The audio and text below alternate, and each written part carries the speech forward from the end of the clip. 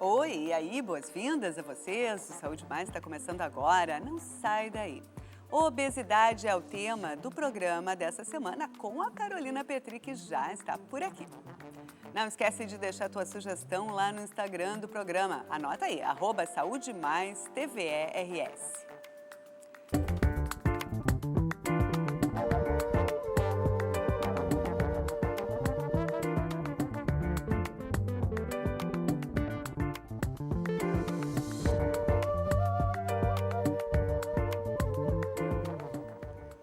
Segundo o estudo apresentado no Congresso Internacional sobre Obesidade em 2024, a estimativa é que até o ano de 2044, cerca de 75% dos adultos brasileiros estarão acima do peso.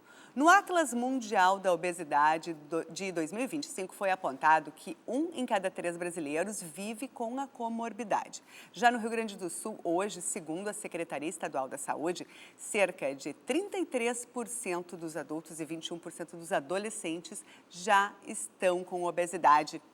Para conversar sobre a importância desse tema, aqui a médica endocrinologista da Santa Casa de Porto Alegre, Carolina Petri, doutora em patologia pela Universidade de Ciências da Saúde de Porto Alegre, tem residência em endocrinologia e metabologia pelo Hospital Conceição e endocrinologia pediátrica pela UFSPA. Carolina, bem-vinda aqui ao Saúde Mais, aqui à TVE. Eu acho que a gente sempre precisa conceituar o que a gente está falando. O que é obesidade? Porque, em geral, a gente vê por aí, assim, a gente às vezes está também, né, um pouco acima do peso, é um pouco gordinho, gordura localizada, mas obesidade, exatamente o que é? É um acúmulo de tecido adiposo, né? A gente classifica ainda hoje, a principal classificação é através do cálculo do IMC, do Índice de Massa Corporal. Então, a gente vai calcular o peso sobre a altura ao quadrado e quando ele dá maior que 30, maior ou igual a 30, a gente considera obesidade.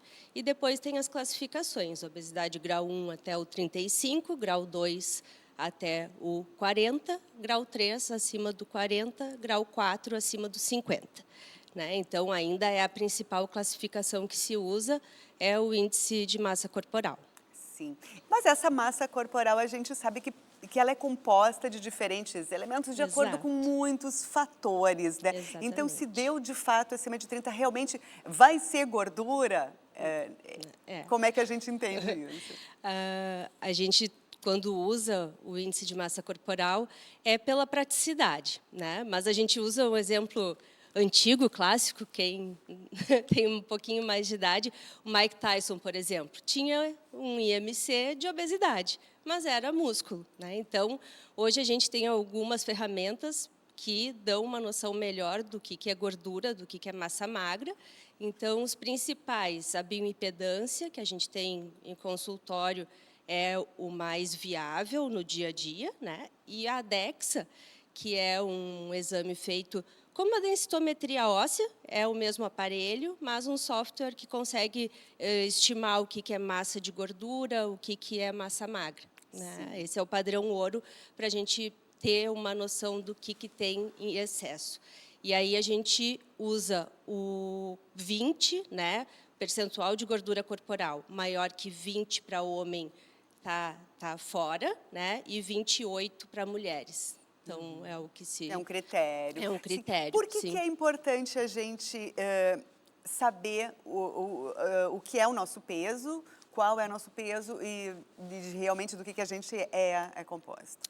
Porque, na verdade, as doenças relacionadas à obesidade, elas estão relacionadas com o excesso de tecido adiposo. Né? Quando a gente está usando o IMC, a gente não sabe o quanto que a pessoa tem de tecido adiposo. Então, a gente usa hoje essas ferramentas para saber, principalmente, o quanto é o percentual de gordura.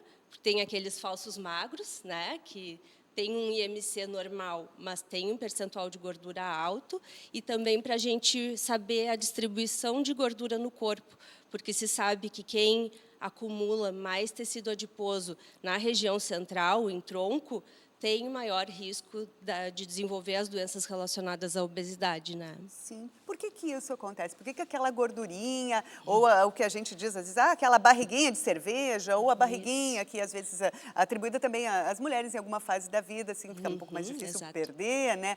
Por que que essa barriguinha, ela é perigosa? Porque ela está relacionada diretamente com a gordura visceral, né? Quem tem mais abdômen, então a gente consegue saber que ele tem mais gordura ao redor dos órgãos. Se tem gordura ao redor dos órgãos, ela provavelmente tem aquele acúmulo de gordura no fígado, tem gordura ao redor do coração, então as doenças cardiometabólicas vão estar mais presentes nesses pacientes. Essas são as doenças relacionadas, então, mais alguma que pode estar relacionada, então, a esse acúmulo de essa gordura A localizada? resistência insulínica, né, que vai levar ao diabetes, hipertensão, a colesterol alto, que a gente chama de dislipidemia. Então, principalmente essas. Carol, o que é que causa a obesidade? Quais são os principais fatores, né? Quando a gente fala também de uma amostra de público, a gente tem um país muito heterogêneo, com diferentes hábitos e genéticas, Sim. hereditariedades, né? Exato. Então, sei lá, falar de Brasil, né? Vamos repercutir isso, o que que pode causar aí, mais comum? Ela é uma doença muito complexa e multifatorial, a gente diz, né? Então, uma questão é o ambiente onde se vive, né? A gente chama o nosso ambiente atual como obesogênico, né? Pelo modo de vida. Então, os hábitos de vida contribuem para a obesidade. Na genética, a gente tem a hereditariedade. A família toda tinha sobrepeso, tinha facilidade em ganhar peso.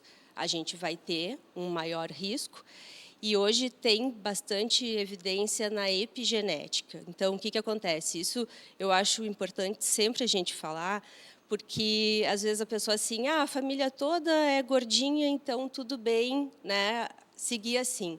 O planejamento pré-concepcional é muito importante, porque se os pais eles perdem peso antes de conceber uma criança, essa criança já tem um risco menor de desenvolver obesidade. Então, a gente pode evitar, né, que a obesidade siga crescendo. Então, mudando o ambiente e fazendo um planejamento pré-concepcional que os pais percam peso antes, a gente pode diminuir a obesidade. E aí tem a questão comportamental também, né, que entra as emoções, então ansiedade, depressão. Então, tem vários componentes que levam ao desenvolvimento da obesidade. Sim, e como é que essas hipóteses ou fatos se relacionam com esses números que eu citei ali anteriormente, que aumentou, né, esse aumento, Sim. tanto no Brasil quanto no RS, então, de que forma esse estilo de vida está vinculado, então, especificamente, aqui nossa vida contemporânea? Quando a gente pensa 50 anos atrás, crianças passavam o dia na rua. Iam para a escola, voltavam, almoçavam e passavam a tarde correndo, brincando, jogando bola com os amigos, tudo. Hoje a gente tem as crianças muito mais presas, né? Em apartamento, por segurança, enfim, não vamos entrar nesses questionamentos. São poucos que conseguem ter a escolinha de futebol, a natação, os pais levarem para alguma atividade. Então, o sedentarismo é um fator. Essa questão da epigenética, quanto mais pessoas com obesidade a gente tiver e elas se reproduzirem, mais obesidade a gente vai gerar. Então, tem que ter esse planejamento, tem que ter esse cuidado. E no consumo de ultraprocessados também, hoje em dia, né? Tem a facilidade ali, acho que a partir dos anos 80, principalmente, em ter coisas empacotadas que facilitam a vida do dia a dia, isso acabou trazendo à tona a obesidade. A gente costuma usar uma teoria que os homens, antigamente, bem antigamente, das cavernas, eles eram coletadores e caçadores. Então, eles precisavam ir atrás do alimento. E nos últimos anos, então, a gente acabou tendo o alimento mais disponível, né? Não precisar correr atrás, não passar por períodos de fome, mas os nossos genes estão programados para poupar energia. Então, a tendência genética, né, é de ganhar peso e acumular para ter reserva. O bom é ter uma reservinha de tecido adiposo, porque é a nossa reserva de energia. Sim. Bom, quais são as opções de tratamento mais eficazes para a obesidade? Mais eficaz de todas, cirurgia bariátrica ainda, né? Então, Mas a bariátrica, de fato, ela é recomendada para um tipo de sim, pessoa tem gorda, né? indicações, né? Começa com a mudança do estilo de vida, então, principalmente na dieta, na alimentação.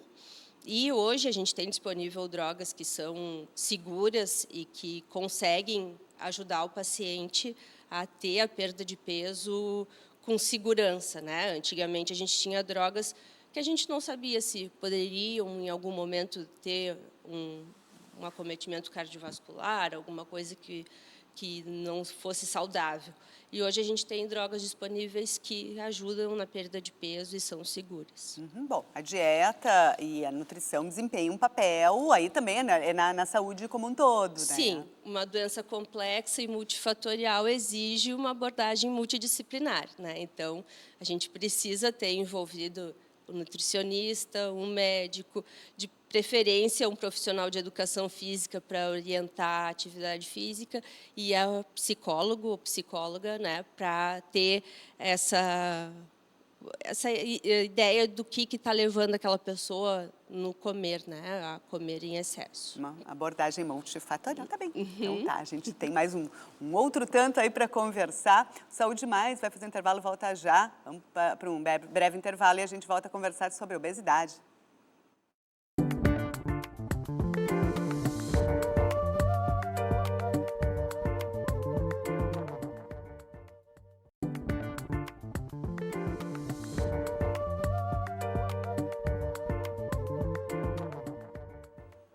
O Saúde Mais está de volta e a gente continua a conversar com a endocrinologista Carolina Petri sobre obesidade. Bom, Carol, como é que a obesidade ela afeta a qualidade de vida e a saúde geral, mental, física, espiritual da pessoa?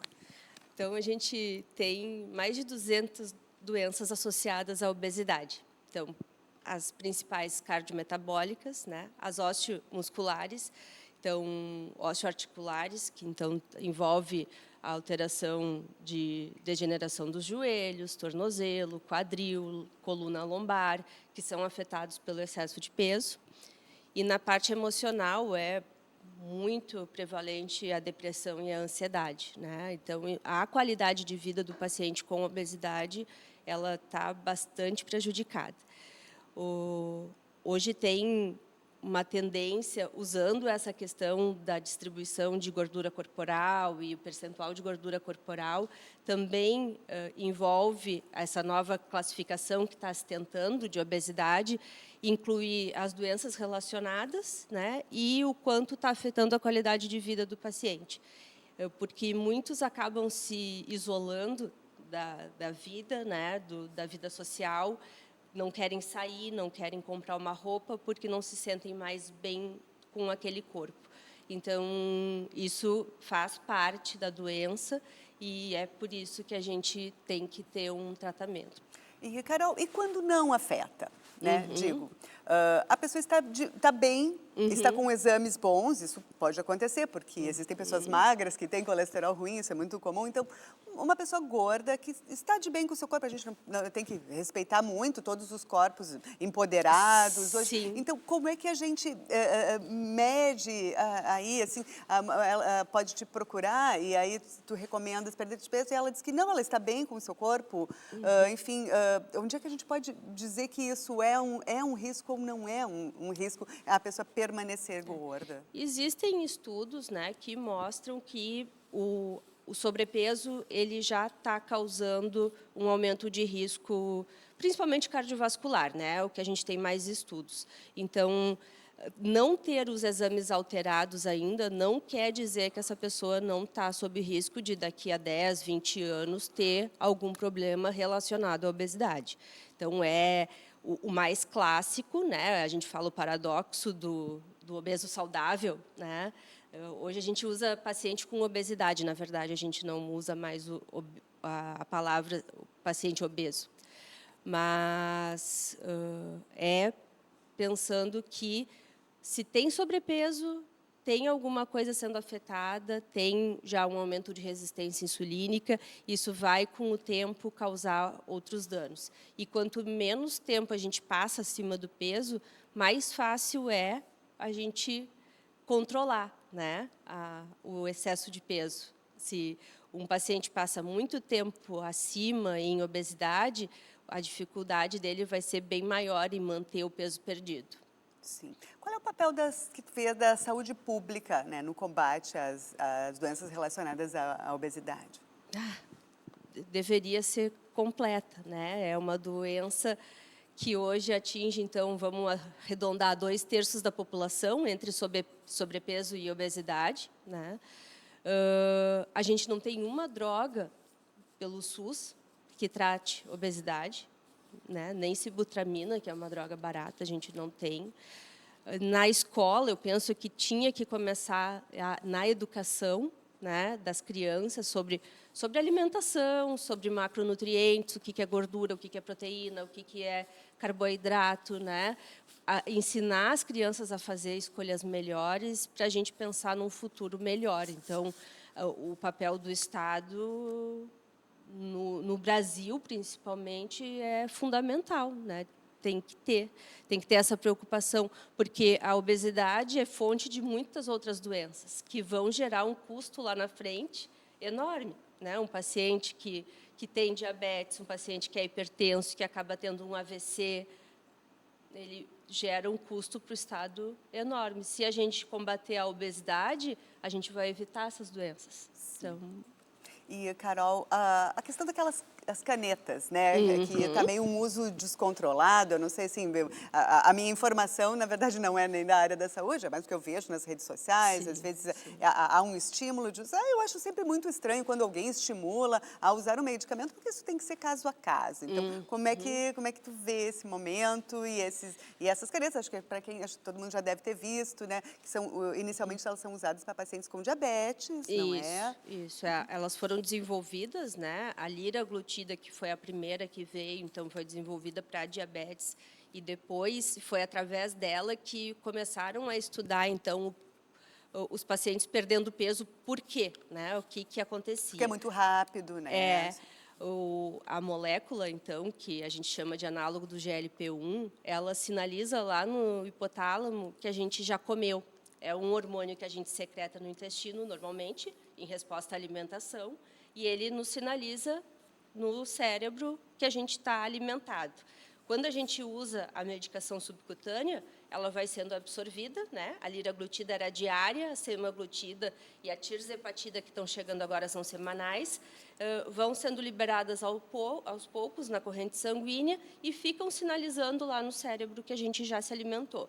Então, a gente consegue, com ela, diminuir o volume de alimento. Quando a gente come, a saciação, a sensação de que está cheio, ela acontece mais rápido, e a gente passa mais tempo saciado, então sem fome. Então, elas são muito úteis, mas elas têm indicações. Elas são indicadas para pacientes com sobrepeso, com comorbidades, então, paciente que está com IMC 27 e, por exemplo, esteatose hepática, está com gordura no fígado. Esse paciente tem indicação de usar a medicação. Um paciente, uma mulher na menopausa, por exemplo. Antes a gente falou da distribuição de gordura, né, de fases da mulher. A mulher entrou na menopausa, começou a acumular mais gordura em região abdominal. Está com percentual de gordura 40 e poucos. Bom, ela está com excesso de tecido adiposo, isso vai trazer consequências, né, para a vida dela. Então, poderia se usar, né? Não está na bula, mas poderia se usar. E pacientes com obesidade, então, acima de 30, tem indicação. O que aconteceu? A gente tem, na mídia, uma busca pela estética, né? Pelo corpo perfeito.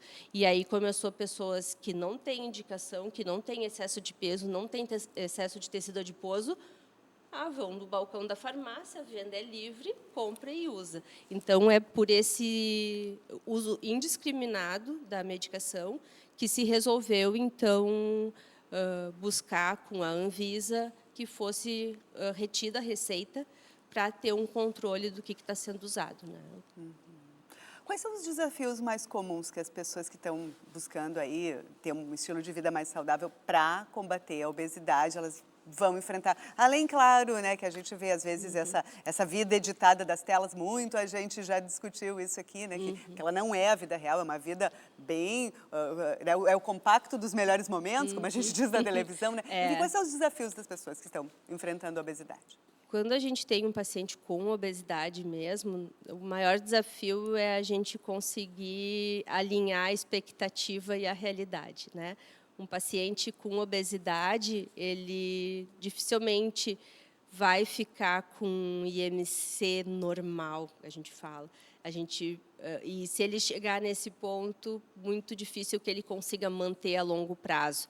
Então, a gente alinha a expectativa dele com o que é possível e lembrando sempre que o nosso objetivo no tratamento é melhorar a qualidade de vida e fazer remissão das doenças, né? Então, tinha esteatose hepática, tinha gordura no fígado, deixou de ter, excelente. Estava com 3 medicações para hipertensão, a gente está conseguindo controlar a hipertensão com uma só. Diabetes ou pré-diabetes fez remissão com a perda de peso. Excelente, a pessoa melhorou a qualidade de vida, melhorou das doenças associadas e isso é o nosso objetivo com o tratamento, né? Então, ter um peso ideal não é o objetivo para um paciente que sofre com a obesidade. E como é que as pessoas podem lidar com as compulsões alimentares? Imagino que tu trabalha em conjunto com... aí pode encaminhar para um profissional da saúde mental. Eu, né? inclusive, estou fazendo esse ano uma pós-graduação em transtornos alimentares, né? Então, assim, também é uma abordagem multidisciplinar. Existem diferentes comportamentos alimentares, né?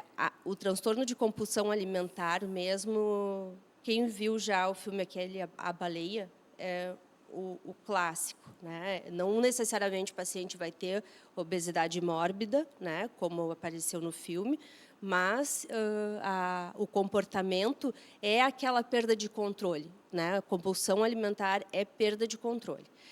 Às vezes não é uma perda de controle total, a pessoa tem hábitos de comer beliscando ao longo do dia, tudo. Hoje, o que a gente tem de evidência para tratamento psicoterápico, né, é a terapia cognitivo-comportamental. Então, um psicólogo que vai ajudar o paciente e vem chegando outras técnicas aí que estão com respostas boas também. Mas a principal ainda é a terapia cognitivo-comportamental. Sim. E, Carol, como é que a gente avalia um sucesso de um programa de perda de peso? Só a pessoa emagrecendo em si, não. Ela tem que melhorar vários índices de saúde também. Então, como é que a gente entende melhor? Sim. A remissão das doenças, então, a gente, né, usa. E a satisfação também do paciente, né? A gente pode usar, às vezes, questionários de qualidade de vida, de depressão, de ansiedade, mas o florescimento do paciente, desabrochar dele, né? A gente vê a mudança de comportamento, de se vestir, de se cuidar, da vaidade, tudo, estão nos mostrando que o tratamento está tendo sucesso. E aí o desafio é a manutenção, né? A gente tem, como é uma doença crônica que a gente não cura, precisa de um acompanhamento de longo prazo, para o resto da vida, para ter a manutenção daquele peso que ele conseguiu perder. Tá bem, Carol, a gente deu uma pincelada geral aí, porque o tema é bastante amplo. Então, Carolina, muito obrigada pela tua participação aqui no programa Saúde Mais. O Saúde Mais ciência, mais bem-estar, mais prevenção vai ficando por aqui. Te cuida e até semana que vem.